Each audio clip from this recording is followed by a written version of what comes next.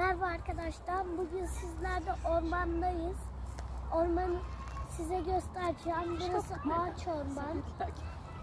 Size burada çiçekler var. Bakın böyle beyaz çiçekler var. Şöyle kıvrılalım. Burada sarı çiçekler var. Hatta hayatınızda hiç benim gibi mavi çiçek gördünüz mü hiç? Mavi çiçek bakın. Şimdi ormanın gidiyoruz. Böyle bir şey bulduk. Kemik bu. Bir de böyle bir şey var mı? Ne ki bu? Taş gibi. Neyse hadi biz devam edelim. Papatyalar var. Hiç hayatınızda böyle sarı çiçek gördünüz mü tamamı? Ben gördüm. Şu papatya da gördüm. Bu kadar fazla. Şurada da bir kemik var gördüyseniz oraya da bakın. Olur mu?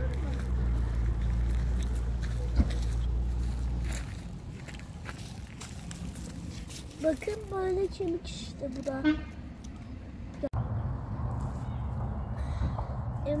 Yürüyüşümüzü yaparken çakmak taş, doğal seramit bulduk böyle bir tane.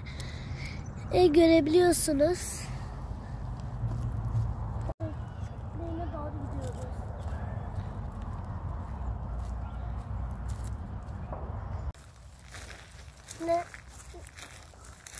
Şimdi ormanın elektrikleri çok fazla. Olduğumuz yerden çok uzak. Her yerde çelik var. Böyle bir yer işte ıssız. Çok uzaktayız arabamızdan. Bu sadece bir kozalak bir tane. Bu da bir dal parçası. Gelerken buldum. Yürüyüşte böyle meteoritler bulmaya başladık. Şu anda onlardan birisinin içindeyim. Burası çok yaprak dolu. Her yerde bir şeyler var. Burada hiç beğenmedim bu meteoritin içini. Başkalarına da bakalım. Olduğum meteorit bu meteoritti işte.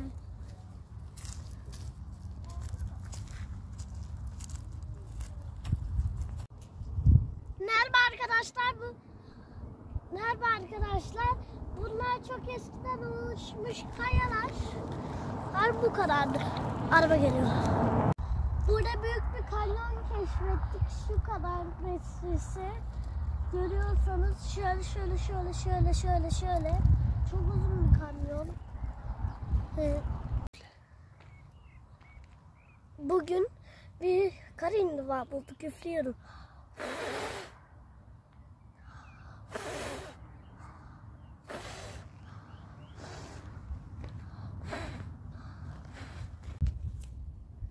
Burada sizlerle birlikte çok büyük bir kayanın üstündeyim. Tehlikeli bir yerdeyim şu anda. Düşme ihtimaline karşı. Bitirdik.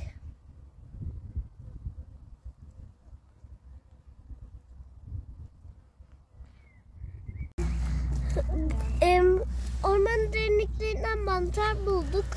Bu mantarlardan ilaç yapılıyor. Böyle çok fazla var. Al sana bakayım. Böyle içleri beyaz. Göstereyim şöyle. Bir tanesini ezdim gitti. Şöyle altları şöyle. Şöyle bir tanesini söktüm. Yerleri şöyle çok değil. Kökleri yok bunların. İçleri delik. Annem mantar yapıyor. Şöyle ezeyim. Bir kaplumbağa gördük canlı bir. Görüyorsanız bir kara kaplumbağası. Hareket ediyor canlı. Şöyle bir rahatsız etmeyelim şöyle. Dur şöyle yemek vereyim.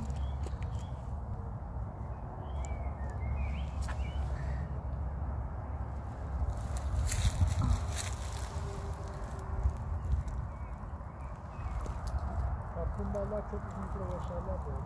Kaplumbağalar çok uzun süre yaşarlar. Korkuyor.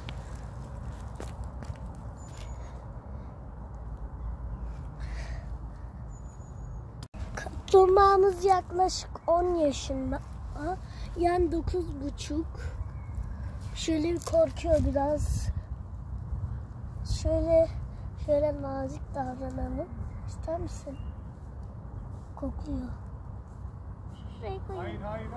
Sen gelsin bırak. Bay bay arkadaşlar. Bugün gezimizin sonuna geldik. Kanalıma like atmayı ve videolarımı beğenmeyi unutmayın. Kanalıma abone olmayı da unutmayın. Bay bay.